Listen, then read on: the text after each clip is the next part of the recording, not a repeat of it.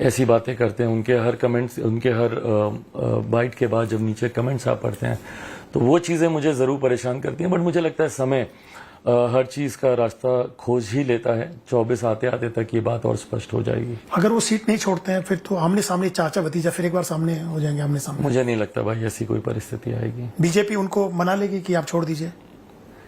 जैसा मैंने कहा, समय रास्ता निकाल ही लेगा। तो अगर पूरी पार्टी, क्योंकि बीजेपी चाहती है कि आप और आपके चाचा दोनों एक बार फिर साथ हो जाएं, पूरी पार्टी एक साथ हो जाए, क्या इस पे पॉसिबिलिटी है कि दोनों एक बार फिर साथ आ जाएं? भाई मैं जिस परिवार से आता हूं वहां पर ऐसे फैसले बड़ों के द्वारा ही लिए जाते हैं और मुझे लगता है मेरे चाचा ने ये फैसला कई बार न सिर्फ लिया है बल्कि इसकी घोषणा भी उन्होंने कई बार की। उन्होंने तो यहाँ तक कहा कि सूरज पश्चिम से उग जाएगा पर चिराग के साथ मैं कभी नहीं जाऊंगा। हाल फिलहाल में भी जब केंद्रीय गृह राज्य मंत्री आदरणीय नित्यानंद राय जी गए, उन्होंने उनसे बातचीत की, उस वक्त भी उन्होंने पूरी तरीके से इस बात को नकारा कि ऐसा कोई समझौता संभव ही नहीं है। तो जब घर के बड़ों ने ही ये फैसला ले लिया तो मेरी हामी का या मेरे इनकार का कोई मायने ही नहीं बचता। लेकिन आप चाहते हैं, दिली ख्वाहिश है आपकी कि फिर एक बार पूरा पासवान परिवार और पूरी पार्टी एकजुट होकर के चुनाव में जाए? भाई मैं ईमानदारी से बोलूंगा, मैं इन सब चीजों से बहुत आगे निकल चुका हूँ। 2 साल का समय मेरे लिए, मेरे परिवार के लिए, मेरी मदर के लिए, मेरी सिस्टर्स के लिए, मेरे जीजा जी के लिए, मेरे भांजे भांजी सबके लिए ये बहुत कठिन समय रहा है। इन 2 सालों में हम लोगों ने कई उतार चढ़ाव देखे हैं, कई तरीके की विपरीत परिस्थितियां मेरे पिता के निधन के बाद परिवार को टूटने से लेकर पार्टी को लेकर कई ऐसी परिस्थितियां हम लोग के सामने आई। तो उसमें एकदम अपने लक्ष्य को क्लियर रखते हुए बिना किसी डाइवर्जन के मैं सिर्फ अपने काम पर मैंने ध्यान दिया। और अब 2 साल के बाद जब मैं मुड़ के देखता हूं तो मुझे एहसास होता है कि अब मैं इन सब चीज़ों से बहुत आगे निकल आया हूं। बल्कि कभी कभी मुझे चाचा जी को लेकर लगता है कि वो अभी भी वही 2 साल पुरानी ही बातें करते हैं कि उस वक्त ऐसा हुआ था, ये हुआ था, सांसद ये चाह रहे थे, इसने ऐसा फैसला लिया, इसने लोगों की नहीं सुनी। वो अभी भी उसी एरा में उलझे हुए हैं जबकि समय बहुत आगे बीत गया। तो मुझे नहीं लगता कि आज की तारीख में इस प्रश्न की कोई इंपॉर्टेंस अब बचती है। 6 सीटें, जैसे मैंने पहले भी कहा कि 6 सीटें चुनाव लड़ी थी 2019 में, 6 की 6 जीती थी और एक राज्यसभा की सीट। तो आपको लगता है कि 6 सीटें प्लस राज्यसभा अभी भी आपको दी जानी चाहिए? भाई इन तमाम विषयों को लेकर चर्चा हम लोग की हुई है गठबंधन के भीतर और बहुत सकारात्मक चर्चाएं हुई हैं। बट मैं पुनः दोहराऊंगा, मैं गठबंधन धर्म की मर्यादाओं के बाहर जाऊंगा अगर इसकी पे मैं कोई भी चर्चा सार्वजनिक तौर पे करूं, क्योंकि ये गठबंधन के भीतर की बात है। जब भी इसको साझा करना होगा एक साथ एक प्लेटफॉर्म पे सारे गठबंधन के साथ ही इसको साझा करेंगे। चिराग जी, ये तो सवाल हुआ चाचा भतीजे की बात का, लेकिन बीजेपी के साथ भी आपका मकान खाली करवाया गया। आपने बहुत कोशिश की कि मकान खाली ना किया जाए। उसी बीजेपी ने आपको, जब जेडीयू के खिलाफ भी ऐसी खबरें थी कि जेडीयू के खिलाफ आपको इस्तेमाल किया, चुनाव हरवाया गया कमजोर करने के लिए जेडीयू को। फिर उसके बाद बीजेपी, ये भी आरोप लगे कि बीजेपी और जेडीयू ने मिलकर के आपकी पार्टी को तोड़वाया। अब आप फिर बीजेपी के साथ जा रहे हैं, एनडीए में शामिल हो रहे हैं। ऐसी क्या आपको लगता है मजबूरी थी कि उनके साथ दोबारा से जाए आप? भाई मजबूरी नहीं, जैसा मैंने कहा, आप व्यक्तिगत हितों को मद्देनजर रखते हुए आप फैसले नहीं लेते हैं। आप बड़े परिप्रेक्ष्य में चीज़ों को देखते हैं। जब आप लोक कल्याण की बात करते हैं, जब आप जनहित की आप बात करते हैं या पार्टी हित की भी अगर आप बात करते हैं, तो उसमें ज़रूरी है पार्टी के तमाम नेताओं के राय मशवरे को सुनना। तो ये तमाम फैसले उस सोच के साथ लिए जाते हैं। जहाँ तक घर खाली करने की आपने बात की, भैया मैं उस घर में रहने का हकदार ही नहीं था। वो जिस कैटेगरी का वो हाउस था, ज़रूर हाँ इस बात से मुझे एतराज़ था कि जिस तरीके से खाली कराया गया, थोड़ा सा समय मिलता तो हम लोग शायद बेहतर परिस्थिति में उस घर को हम लोग खाली करते। बट इस बात को लेकर मैं हमेशा से क्लियर था कि जिसका मैं हकदार ही नहीं हूँ उस पर मैं दावेदारी कर ही नहीं सकता। तो वो घर कभी प्रश्न ही नहीं बनता था। दूसरा आपने सवाल किया कि जनता दल यूनाइटेड के सामने पार्टी को कमज़ोर करने के लिए, जदयू को कमज़ोर करने के लिए ये फैसला पूर्णतः लोक जनशक्ति पार्टी का ही था। मैं उस वक्त, क्योंकि अब तो लोक जनशक्ति पार्टी रामविलास मैं बोलूंगा, बट उस वक्त लोक जनशक्ति पार्टी जो अपने मूल स्वरूप में थी उसका ये फैसला था। और भले आज कई लोग इससे असहमति दर्ज करें, बट उस वक्त पार्टी के तमाम सांसद, तमाम विधायक, सब ने मिलकर ये फैसला लिया था कि हम लोग को अकेले चुनाव लड़ना चाहिए। बिकॉज जिस तरीके से एनडीए गठबंधन में मुख्यमंत्री नीतीश कुमार जी के दबाव में हम लोग को कॉर्नर किया जा रहा था, हम लोग को लड़ने के लिए ना के बराबर सीटें उस वक्त दी जा रही थी। तो ये तमाम परिस्थितियां में फैसला लिया गया पार्टी के द्वारा कि हम लोग अकेले चुनाव लड़ें। तो इसमें भारतीय जनता पार्टी की कहीं से कोई भूमिका ही नहीं आती। और तीसरा प्रश्न जो आपने पूछा कि पार्टी टूटी, परिवार टूटा, उसमें भारतीय जनता पार्टी की भूमिका, मैं तो इसमें बल्कि जनता दल यूनाइटेड को भी मैं दोष नहीं देता पार्टी परिवार तोड़ने में। मैं मानता हूं कि अगर आपके अपने आपके साथ खड़े रहते तो मुझे नहीं लगता दुनिया की कोई भी ताकत है जो मेरे परिवार को या मेरी पार्टी को तोड़ सकती। यहाँ पर धोखा मुझे मेरे अपनों से ही मिला। मेरे अपने अगर मेरे साथ रहते तो कोई पार्टी परिवार को नहीं तोड़ सकता। तो इसमें किसी तीसरे की भूमिका की गुंजाइश ही बहुत सीमित रह जाती है जब आपके अपने ही आपके साथ ना खड़े हों। आपको कोई इतराज है कि अगर पारस जी मंत्री बने रहे सरकार में केंद्र में और आपको भी मंत्री बना दिया जाए तो आपको कोई एतराज तो नहीं, क्योंकि आप ही की पार्टी को तोड़ के मंत्री बने थे एक गुट को लेकर? भाई मुझे किसी बात से कोई एतराज नहीं है। जैसा मैंने कहा कि मैं इन सब चीजों से बहुत आगे निकल गया हूं। मुझे घर परिवार चाचा भतीजा इन सब की लड़ाई में उलझना ही नहीं है। मैं बिहार में, मैं खास तौर पे अगर मैं बात करूं, मैं बिहार फर्स्ट बिहारी फर्स्ट के विजन के साथ निकला हूं। मेरे लिए बड़ी चिंता है मेरे सामने कि क्यों आजादी के 75 साल के बाद आज भी मेरा बिहार प्रदेश पिछड़े राज्यों की श्रेणी में आता है। मुख्यमंत्री 18 साल से मेरे प्रदेश के मुख्यमंत्री हैं, उन्होंने क्या ऐसे कार्य किए जो मेरे प्रदेश को विकास की राह पर आगे लेकर जाए या बनिस्बत बाकी राज्यों के समकक्ष में लाकर मेरे प्रदेश को खड़ा करे। जब मैं विजनलेस की बात करता हूं, मैं मेरे मुख्यमंत्री जी का मैं जिक्र करता हूं कि उनके पास वो विजन ही नहीं है कि कैसे प्रदेश में आईटी जॉब, आईटी सेक्टर्स आए या इंडस्ट्रियलाइजेशन हो या इंफ्रास्ट्रक्चर बेटर हो या वहां पे एजुकेशनल हब बने। तो मेरी चिंता, मेरी सोच पूरी उस दिशा में है। So for me it really doesn't matter कि कौन कैबिनेट में है, कौन मंत्री हैं, कौन क्या कर रहे हैं नहीं कर रहे हैं। मेरी सोच भी उस तरफ नहीं जाती है। मतलब आप उनके साथ बैठने को तैयार है एनडीए की मीटिंग में, चाचा भतीजा आमने सामने, कोई एतराज नहीं आपको? भाई ऑफ कोर्स नॉट। जब आप कलीग्स होते हैं, आपको अपने व्यक्तिगत इश्यूज को, उन बैगेजेस को आपको पीछे रखकर उस गठबंधन के हित में आपको आगे बढ़ने की जरूरत होती है। चुनाव में जब आप एनडीए का हिस्सा हो गए, वो भी एनडीए का हिस्सा है, अगर वो चुनाव लड़ते हैं हाजीपुर या जहां से भी तय होता है, तो आप उनके लिए, उनको जितवाने के लिए कैंपेन करने को तैयार है? भाई हाजीपुर के अलावा जहां से भी चुनाव लड़ेंगे मैं जरूर करूंगा, बट हाजीपुर से वो चुनाव लड़े ऐसी परिस्थिति उत्पन्न होती मुझे दिखती नहीं है। लेकिन उनको जितवाने के लिए अगर दूसरी सीट चाहते हैं तो आप कैंपेन करें? जहां से भी वो चुनाव लड़े, मैं एनडीए का हिस्सा हूं। एनडीए जहां पे मुझे कहेगी प्रचार के लिए मैं जरूर जाऊंगा।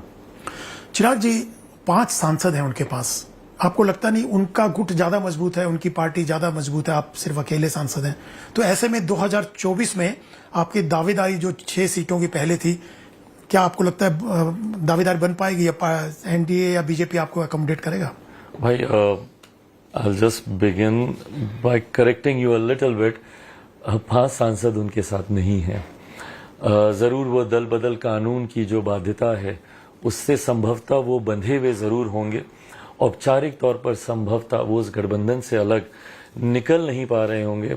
But it's like an open secret, everybody knows that उनके जो बाकी के 3 सांसद हैं, लिविंग असाइड माय चाचा एंड माय यंगर ब्रदर, उन 2 को अगर आप छोड़ दें तो बाकी के जो उनके 3 सांसद हैं वो किस किस के संपर्क में हैं, ये बात किसी से छुपी नहीं है।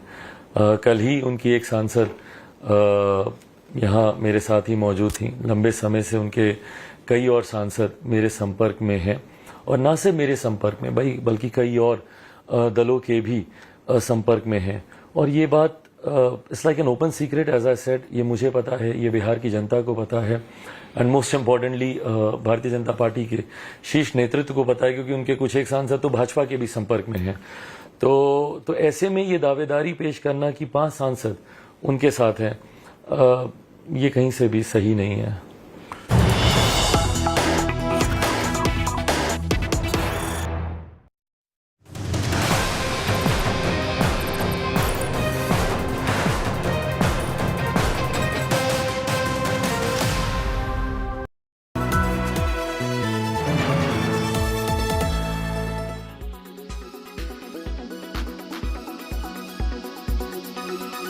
Jumping on a weighing machine, each time, do you feel bloated or fat?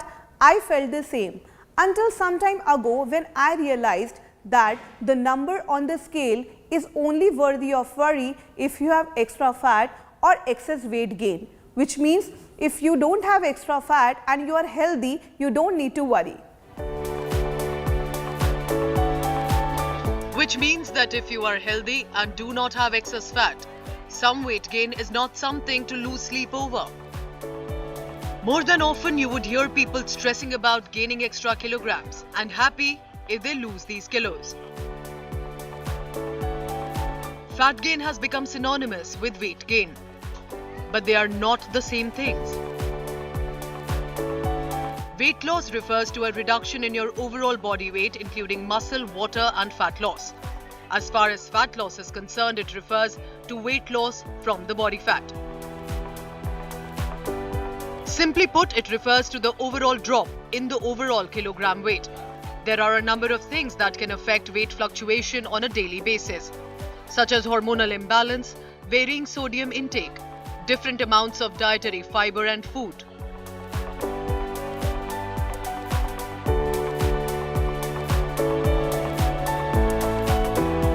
Fat loss refers to weight loss from the fat, and it is more specific and healthful goal than weight loss. In fact, fat loss consists of losing weight while maintaining as much muscle mass as possible, which will allow you to look more toned and get that fit look.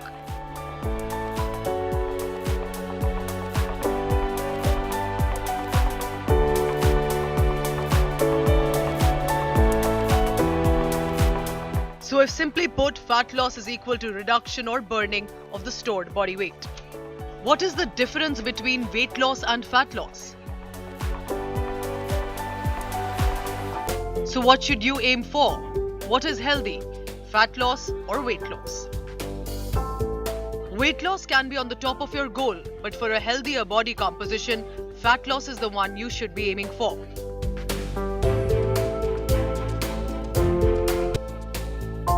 Aiming to achieve fat loss could also help get rid of excess fat, which is potentially dangerous, but also maintains a lean tissue growth. Muscle tissues additionally also help provide strength, agility, and burn more calories even at rest. Fat loss reduction could also aim at minimizing visceral fat levels in the body, which is the most harmful kind of fat. Relying on a weighing scale alone may not work as an accurate detector of how much fat you are really losing or determine the muscle mass you have. However, using a more accurate means of detection, such as a body fat scale. Make sure to consult a doctor before you go ahead with any hardcore exercise regime or a strict diet plan. With Sabah Ikram, Bureau Report, India Today.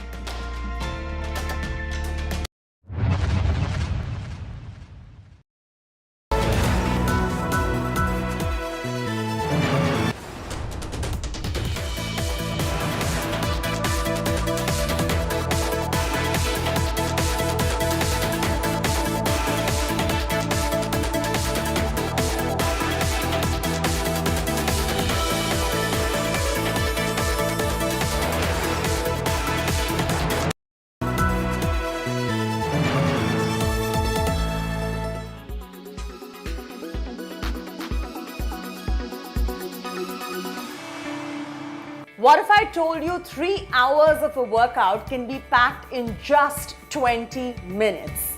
I'm not even kidding. Sounds too good to be true. It actually is, because what I'm doing right now and about to learn from Dr. Garima Gaur is EMS training, where EMS is used along with my exercises to make sure that the 3-hour workshop fits into exactly 20 minutes. So all you lazy bees out there who say we don't have time for a workout, you cannot complain anymore, because EMS training is here. So you don't need hours in the gym now to get yourself the best body that you aspire for. You can do it in just 20 minutes through this electromagnetic stimulation training. I'm exactly here to tell you how to do it. So Nitika and I will get it done now, tell you how it feels as well. There's nothing to be scared of. It's beautiful. It's a lot of fun, and my review is going to follow. Come on. Faster. We will perform jumping jacks in the next 3 seconds. So 3, 2, 1, go. 3, 4, 5, amazing. 6, 7, brilliant. 8, 9. It's like this electric energy passing through my body, like the TENS machine and the EMS machine. You really do not require any kind of workout gear for this. Whenever you go to the center to do your EMS training with your doctor who is going to be guiding you, they give you the gear and they do it strictly under medical supervision.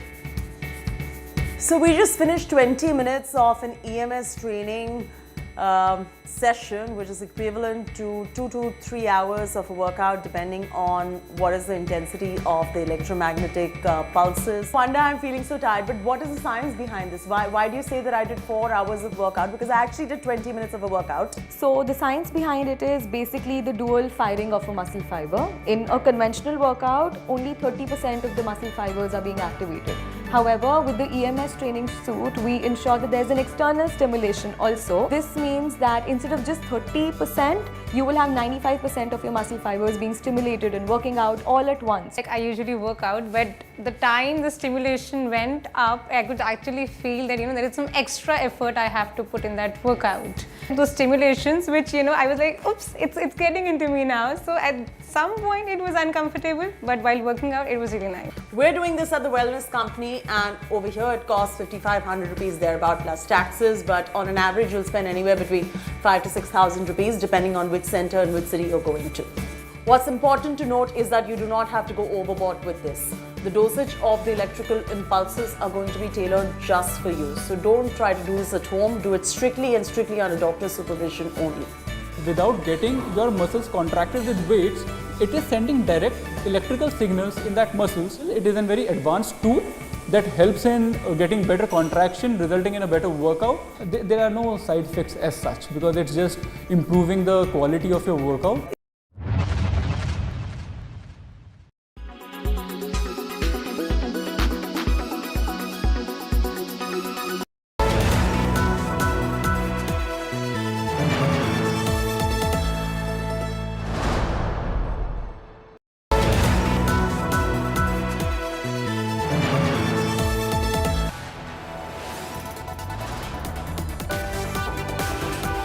You are watching India Today.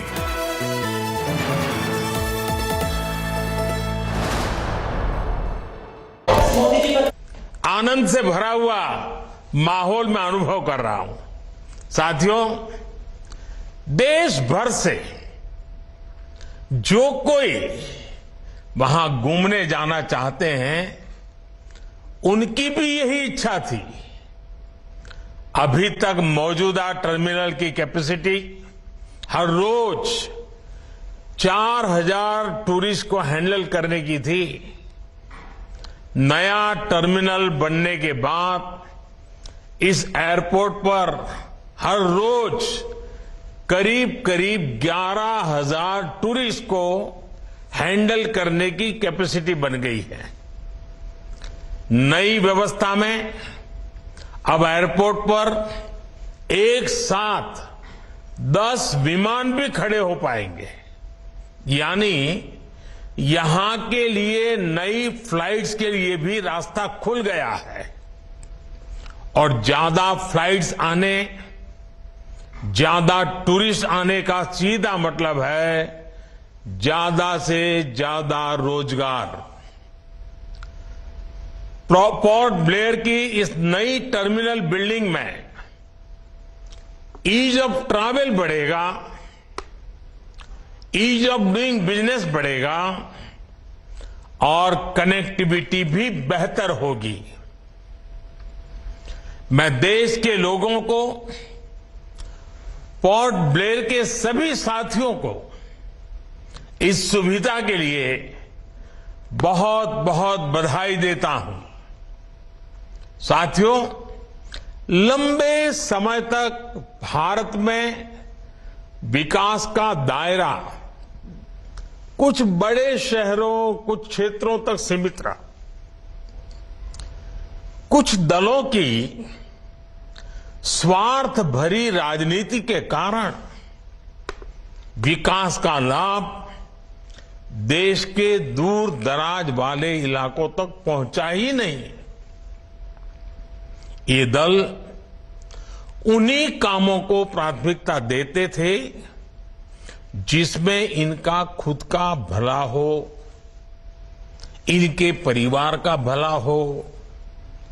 नतीजा ये हुआ कि जो हमारे आदिवासी क्षेत्र हैं, जो हमारे आइलैंड्स हैं, वहां की जनता विकास से वंचित रही, विकास के लिए तरसती रही। बीते 9 वर्षों में हमने पूरी संवेदनशीलता के साथ पहले की सरकारों की उन गलतियों को सुधारा है। इतना ही नहीं, नई व्यवस्थाएं भी बनाई हैं। अब भारत में विकास का एक नया मॉडल विकसित हुआ है। ये मॉडल इंक्लूजन का है, सबको साथ लेकर चलने का है। ये मॉडल सबका साथ सबका विकास का है। और जब मैं सबका विकास कहता हूं तो इसका अर्थ बहुत व्यापक है। सबका विकास मतलब हर व्यक्ति, हर वर्ग, हर क्षेत्र का विकास। सबका विकास मतलब जीवन के हर पहलू का विकास, शिक्षा, स्वास्थ्य, कनेक्टिविटी, हर प्रकार सबका विकास। साथियों, इसी सोच के साथ बीते 9 वर्षों में अंडमान निकोबार में विकास की नई गाथा लिखी गई है। पिछली सरकार के 9 साल में, यानी हमारे पहले जो सरकार थी, 9 साल में अंडमान निकोबार को करीब 23,000 करोड़ रुपए का बजट अलर्ट किया गया था, जबकि हमारी सरकार के दौरान अंडमान निकोबार के विकास के लिए 9 वर्षों में करीब करीब 48,000 करोड़ रुपए का बजट दिया गया है। यानी हमारी सरकार ने अंडमान निकोबार के विकास के लिए पहले के मुकाबले 2 गुना ज्यादा पैसा खर्च किया है। पिछली सरकार के 9 साल में अंडमान निकोबार में 28,000 घरों को पानी के कनेक्शन से जोड़ा गया था। हमारी सरकार के 9 साल में यहां के करीब 50,000 घरों तक पानी का कनेक्शन पहुंचाया गया है।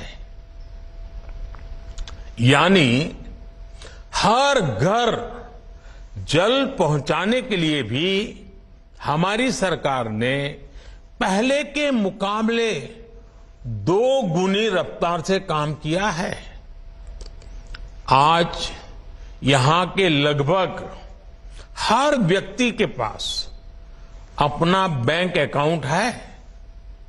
आज यहां के हर गरीब को 1 नेशन 1 राशन कार्ड की सुविधा मिली हुई है। पहले की सरकार के समय अंडमान निकोबार में एक भी मेडिकल कॉलेज नहीं था। ये हमारी सरकार है जिसने पोर्ट ब्लेयर में मेडिकल कॉलेज की स्थापना की है। पहले की सरकार के समय अंडमान निकोबार में इंटरनेट सैटेलाइट के भरोसे ही था। हमारी सरकार ने समंदर के नीचे सैकड़ों kilometre submarine optical fibre cable बिछाकर इस परेशानी को दूर कर दिया है। साथियों, अंडमान निकोबार में हो रहा सुविधाओं का ये विकास यहां के टूरिज्म को गति दे रहा है। जब मोबाइल कनेक्टिविटी बढ़ती है तो टूरिस्ट भी बढ़ते हैं। जब हेल्थ इंफ्रास्ट्रक्चर सुधरता है तो टूरिस्ट का आना जाना और बढ़ जाता है। जब एयरपोर्ट पर सुविधाएं बढ़ती हैं तो टूरिस्ट यहां आना पसंद करता है। जब रोड अच्छी होती है तो टूरिस्ट अपने इलाके में ज्यादा से समय बिताता है।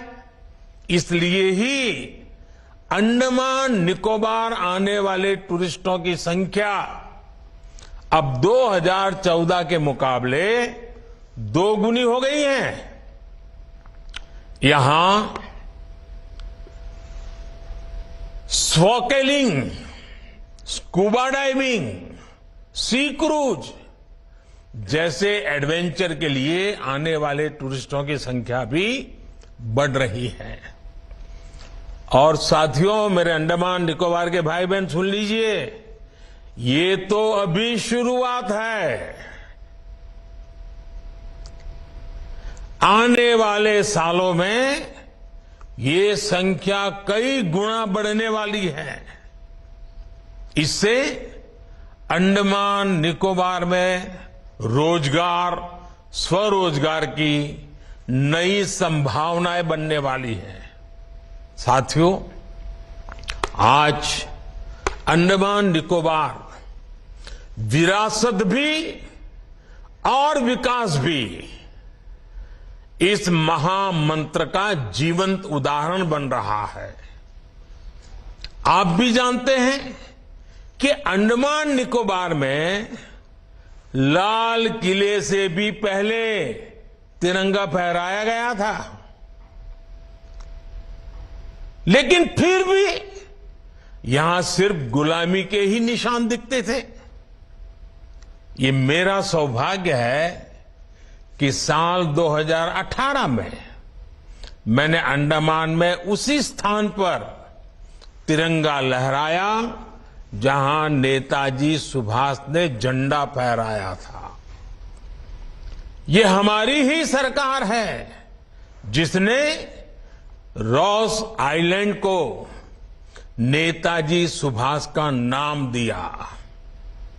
ये हमारी ही सरकार है जिसने हैवलॉक और नील आइलैंड को स्वराज और शहीद आइलैंड का नाम दिया है।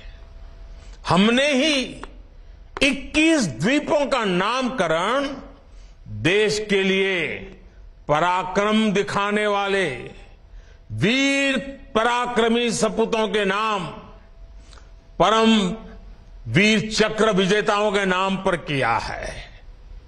आज अंडमान निकोबार के ये द्वीप पूरे देश के युवाओं को देश के विकास की नई प्रेरणा दे रहे हैं। साथियों,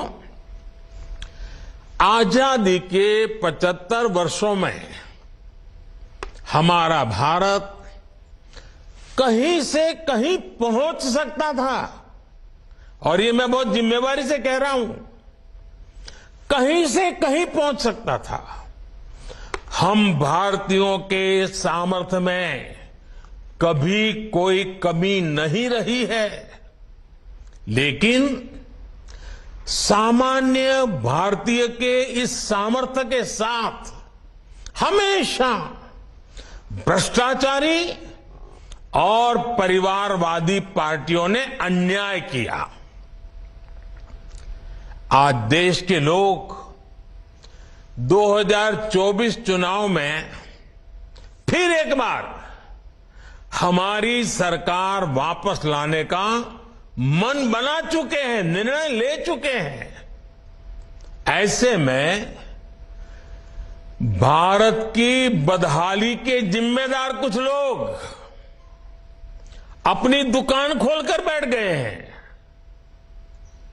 इन्हें देखकर मुझे एक कविता की कुछ पंक्तियां याद आती हैं। एक कवि महाशय ने अवधी में लिखा था, ये अवधी भाषा में लिखी गई कविता है। गाइड कुछ है, हाल कुछ है, लेबिल कुछ है, माल कुछ है।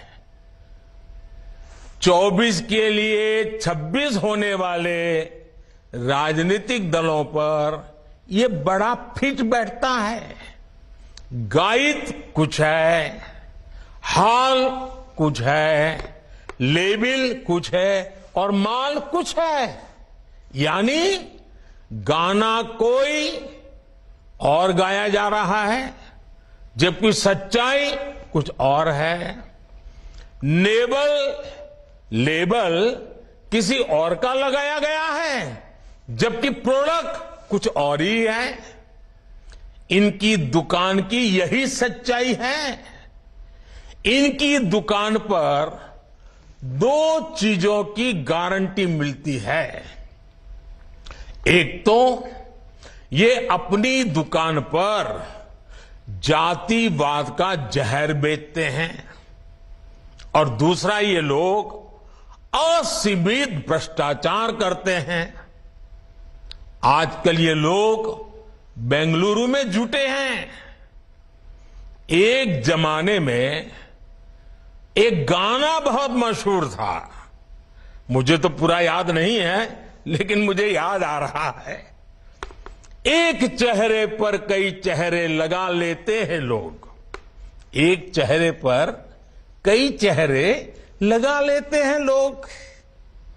आप देखिए ये लोग कितने चेहरे लगाकर बैठे हैं।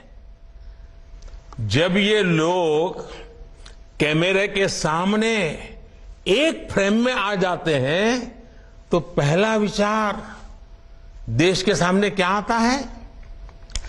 पहला विचार देश के लोगों के मन में यही आता है, पूरा फ्रेम देख करके देशवासी यही बोल उठता है, लाखों करोड़ों रुपए का भ्रष्टाचार।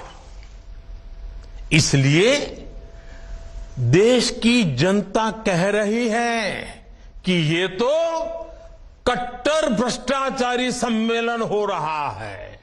कट्टर भ्रष्टाचारी सम्मेलन हो रहा है। ये लोग गा कुछ और रहे हैं, हाल कुछ और है। इन्होंने लेबल कुछ और लगाया हुआ है, माल कुछ और है। इनका प्रोडक्ट है 20 लाख करोड़ रुपए के घोटाले की गारंटी। 20 लाख करोड़ रुपए के घोटाले की गारंटी। साथियों, इस बैठक की एक और खास बात है। अगर कोई करोड़ों के घोटाले में जमानत पर है तो उसे बहुत सम्मान की नजर से देखा जाता है। अगर पूरा का पूरा परिवार ही जमानत पर है तो उसकी और ज्यादा खातिरदारी होती है। अगर किसी दल का कोई वर्तमान मंत्री भ्रष्टाचार के मामले में जेल जाता है तो उसे एक्स्ट्रा नंबर देकर स्पेशल इनवाइटी बुलाकर बुलाया जाता है। अगर कोई किसी समाज का अपमान करता है, अदालत से सजा पाता है तो उसकी बड़ी आवाभगत होती है। अगर कोई अदालत से करोड़ों के घोटाले में दोषी पाया गया है तो इस बैठक में शामिल होने की उसकी क्वालिफिकेशन और बढ़ जाती है। बल्कि ये लोग तो उससे मार्गदर्शन मांगते हैं। भ्रष्टाचार को लेकर इनमें बड़ी आत्मीयता है, बड़ा प्रेम है। इसलिए 20 लाख करोड़ रुपए के भ्रष्टाचार की गारंटी देने वाले ये लोग बड़े प्रेम से, बड़ी आत्मीयता से आपस में मिल रहे हैं। साथियों, भ्रष्टाचार की इस दुकान में जुटे हुए ये सभी परिवारवाद के कट्टर समर्थक हैं। न खाता न वही, जो परिवार कहे वही सही। लोकतंत्र के लिए कहा जाता है of the people, by the people, for the people. लेकिन इन परिवारवादियों का मंत्र है of the family, by the family, for the family. Family first, nation nothing. इन लोगों का मोटो है, इनकी यही प्रेरणा है। ये लोग देश के लोकतंत्र को, देश के संविधान को अपना बंधक बनाना चाहते हैं। इनके लिए मैं यही कहना चाहूंगा, नफरत है, घोटाले हैं, नफरत है, घोटाले हैं, तुष्टीकरण है, मन काले हैं। नफरत है, घोटाले हैं, तुष्टीकरण है, मन काले हैं। परिवारवाद की आग के दशकों से देश हवाले हैं। साथियों, इनके लिए देश के गरीब के बच्चों का विकास नहीं, बल्कि अपने बच्चों का, अपने भाई भतीजों का विकास मायने रखता है। आजकल आप देखते हैं कि देश में स्टार्टअप बढ़ रहे हैं। हमारे युवा बड़ी संख्या में पेटेंट करा रहे हैं, ट्रेडमार्क रजिस्टर करा रहे हैं। स्पोर्ट की दुनिया में मेरे देश के नौजवान छाए हुए हैं, बेटियां कमाल कर रही हैं। ये युवा शक्ति हमारे देश में पहले भी थी, लेकिन इन परिवारवादी पार्टियों ने कभी देश के सामान्य युवा की शक्ति के साथ न्याय नहीं किया। इनकी एक ही विचारधारा है, एक ही एजेंडा है, अपना परिवार बचाओ, परिवार के लिए भ्रष्टाचार बढ़ाओ। इनका कॉमन मिनिमम प्रोग्राम है देश का विकास रोकना, अपने कुशासन पर पर्दा डालना और अपने भ्रष्टाचार के विरुद्ध कार्रवाई को रोकना। अब देखिए, ये जो जमात इकट्ठी हुए हैं ना, उनके कुनबे में बड़े से बड़े घोटालों पर, अपराधों पर इनकी जुबान बंद हो जाती है। जब किसी एक राज्य में इनके कुशासन की पोल खुलती है, तो दूसरे राज्यों के ये लोग फौरन उसके बचाव में तर्क देने लगते हैं। कहीं बाढ़ घोटाला होता है, किसी का अपहरण होता है, तो कुनबे के सारे लोग सबसे पहले चुप हो जाते हैं। आपने देखा है कि कुछ दिन पहले ही पश्चिम बंगाल में पंचायत चुनाव हुए, वहां सरेआम हिंसा हुई, लगातार खून खराबा हो रहा है। इस पर भी इन सब की बोलती बंद है। कांग्रेस के, लेफ्ट के अपने कार्यकर्ता वहां खुद को बचाने की गुहार लगा रहे हैं, लेकिन कांग्रेस और लेफ्ट के नेताओं ने अपने स्वार्थ में अपने कार्यकर्ताओं को भी मरने के लिए छोड़ दिया है। राजस्थान में बेटियों से अत्याचार हो या परीक्षाओं के पेपर लीक हो रहे हो, इन्हें कुछ दिखाई नहीं देता। परिवर्तन की बातें करके जनता से विश्वासघात करने वाले जब करोड़ों का शराब घोटाला करते हैं, तो ये कुनबा फिर उन्हें कवर देने लग जाता है। इनका कट्टर भ्रष्टाचार उन्हें तब दिखाई देना बंद हो जाता है जब देश की कोई एजेंसी इन पर कार्रवाई करती है, तो उनका टैप रिकॉर्डर शुरू हो जाता है, कुछ हुआ ही नहीं, सब साजिश है, हमें फंसाया जा रहा है।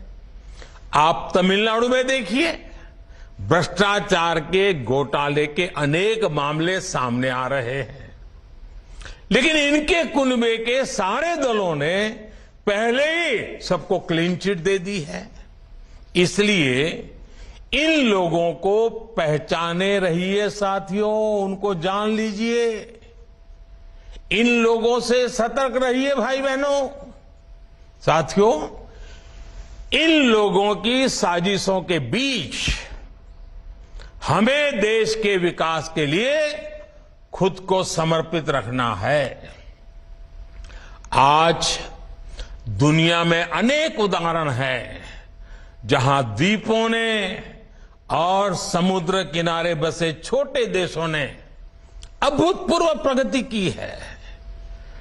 जब उन्होंने प्रगति का रास्ता चुना तो उनके सामने भी चुनौतियां थी। सब कुछ सरल नहीं था, लेकिन उन देशों ने दिखाया है जब विकास आता है तो हर प्रकार के समाधान लेकर आता है। मुझे विश्वास है अंडमान निकोबार द्वीप समूह में हो रहे विकास के काम इस पूरे क्षेत्र को और सशक्त करेंगे। कनेक्टिविटी की ये नई सुविधा वीर सावरकर इंटरनेशनल एयरपोर्ट का नया टर्मिनल्स सबके लिए लाभकारी हो, इसी कामना के साथ वीडियो कॉन्फ्रेंस के इस कार्यक्रम में भी इतनी बड़ी तादाद में आप लोग आए, आपकी खुशी मैं यहां से अनुभव कर रहा हूं, आपका उत्साह मैं अनुभव कर रहा हूं। ऐसे मौके पर एक नया विश्वास, नया संकल्प लेकर के देश आगे बढ़े, अंडमान निकोबार भी आगे बढ़े, इसी कामना के साथ आप सबको बहुत बहुत शुभकामनाएं, बहुत बहुत धन्यवाद। All right, let's take you across to the latest news. This has to be, viewers, one of the Prime Minister's strongest unsparing attack on a united opposition. If you heard what the Prime Minister said, he did not leave a single political party or a head of a political party without naming them, took each one of them head on. This has to be one of the most critical, unsparing attack on a united opposition, one of the strongest attacks by the Prime Minister, targeting the entire gamut of a united opposition. Why do I say that? Name it, right from the Congress, even Rahul Gandhi specifically. He didn't name anyone, but he made it very clear when he spoke about each political party with each political leader who are all together today in Bengaluru as a united force of 26 opposition parties. It's interesting if you read into and hear into what the Prime Minister said. He spoke of, without naming Rahul Gandhi, he spoke of leaders who insulted community and are then indicted by the courts and have paid the price of that. He spoke of Lalu Yadav, saying that the likes of Lalu Prasad, without naming Lalu, saying that, now they are being looked at, these are convicted people of corruption, being looked at as Margdarshak for a united opposition. Arvind Kejriwal, without naming him, the Aam Aadmi Party spoke of the liquor scam, even spoke of Mamata Banerjee of trying to shield leaders who are corrupt as well. And not just that, mounted a strong attack when it came down to dynasty politics, both attacking the Congress, attacking MK Stalin, as well as Mamata Banerjee, where he invokes the nephew angle to it as well. Bhai, Bhatija, Beta. All of that coming in together. I want to bring in Polomi Saha, my colleague who's joining us right now from the newsroom, to take us through Polomi, which has to be one of the strongest attacks mounted by the Prime Minister on a united opposition, an opposition that is meeting in Bengaluru today.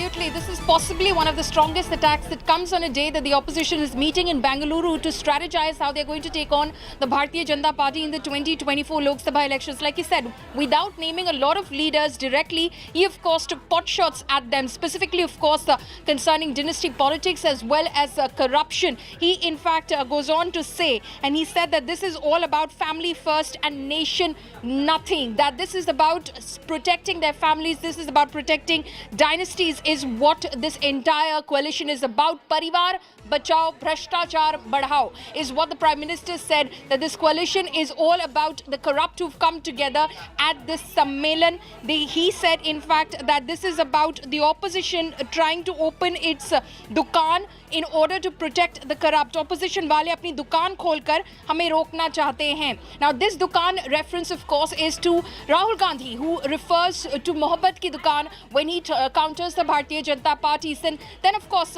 it comes to Arvind Kejriwal as well, saying that these are parties that are kattar bhrashtachar. Kattar Imandar is what Arvind Kejriwal says of the Aam Aadmi Party and leaders of the Aam Aadmi Party, who of course been found allegedly practicing corruption, and they are of course serving time in jail at the moment, and of course awaiting trial in their cases as well.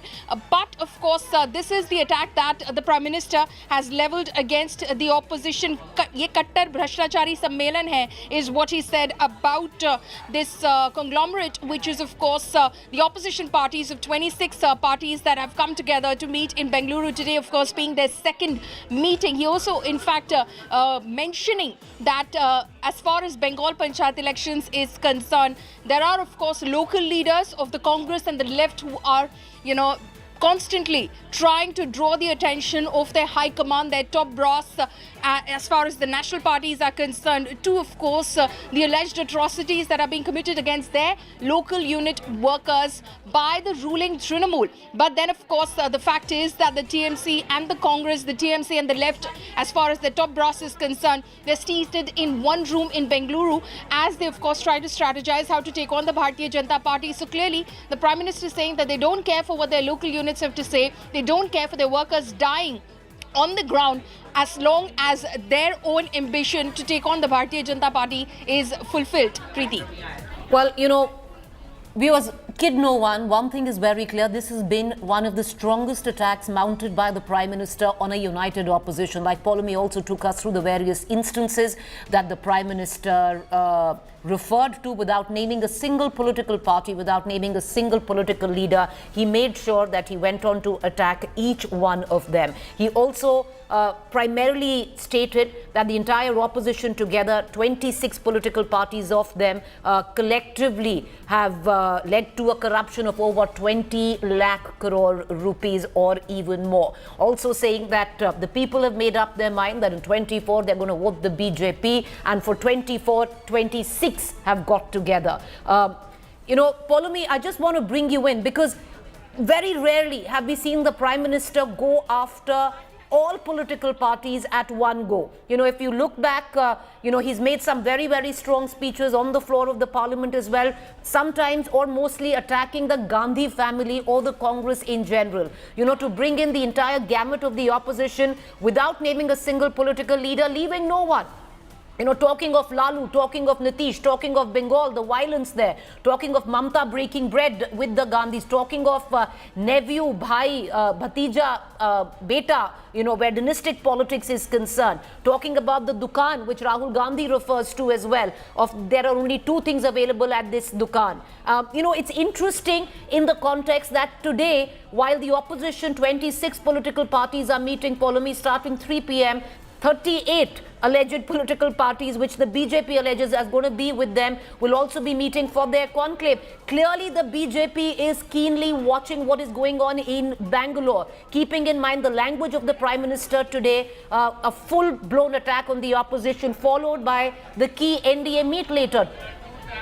Absolutely. There is no doubt about the fact, Preeti, that the BJP is watching very keenly what's happening as far as this opposition or anti-Modi, anti-BJP bloc is concerned. What's happening on that front? They're watching those developments since, of course, this bloc met in Patna on June 23rd, because these are opposition parties which have still some heft and might as far as various states are concerned in terms of regional politics, and of course on the national level as well. The Congress very recently defeated the BJP in Karnataka. So clearly, as far as these parties are concerned, they are watching the developments very keenly. Of course, the challenge lies before these 26 opposition parties to, of course, reconcile all their differences, come together at the table in a way that they are able to arrive at some sort of a common minimum program, a seat sharing arrangement ahead of the 2024 Lok Sabha elections.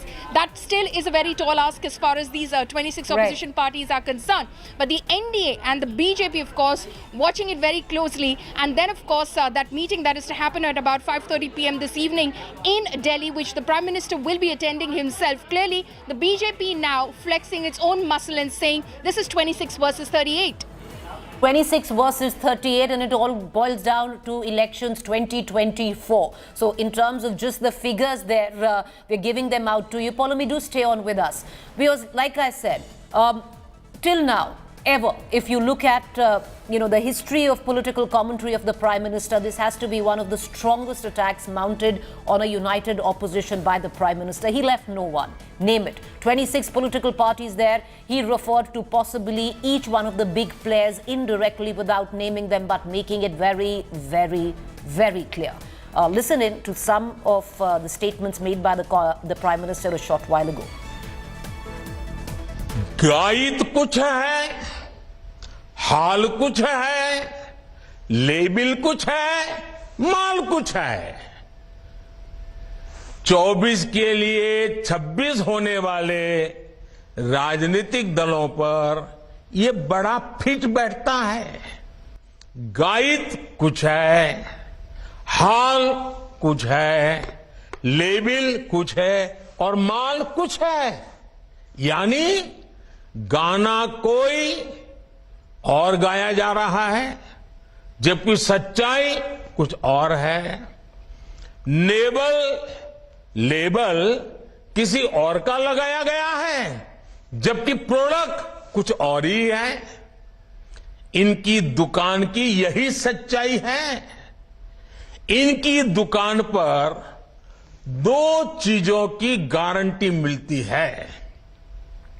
एक तो ये अपनी दुकान पर जातिवाद का जहर बेचते हैं और दूसरा ये लोग असीमित भ्रष्टाचार करते हैं। आजकल ये लोग बेंगलुरु में जुटे हैं। All right, let's cut across back to my colleague Paulomi Saha. Lots going to go down today, viewers, in terms of just politically as it all pans out. 26 political